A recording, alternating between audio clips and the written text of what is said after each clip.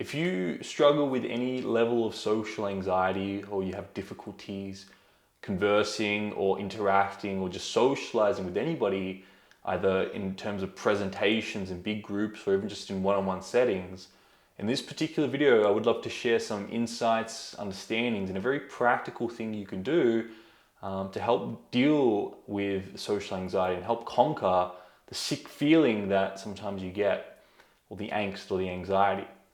Now, I think a lot of social anxiety comes from the fact that we think about ourselves too much in social situations. I know for myself personally, a few years ago, I used to constantly think about what I did in social situations or what I said in social situations. And I was making things too much about myself, which put a lot of pressure and stress on myself. So the first thing I would recommend if you're having some level of social anxiety, the first thing I'd recommend in terms of conquering that is make conversations less about yourself and take it on yourself to understand what's most important to the person you're conversing to. What are the dreams and goals of the person you're talking to? What's most important to them? What are their priorities right now in life?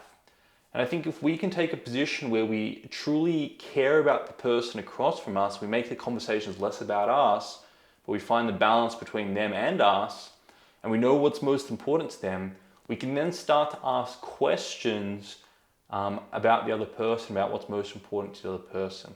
And that's tip number 2.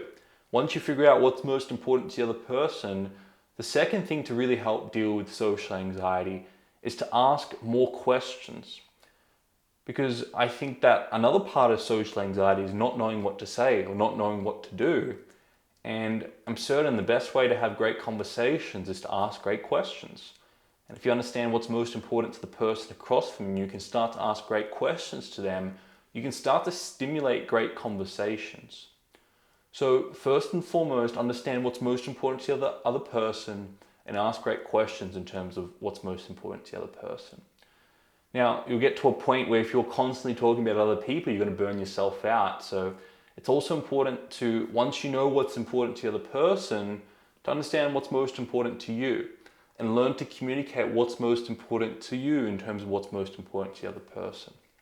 Again, I think, especially the social anxiety I was facing earlier on, a lot of it stemmed from me thinking about myself too much.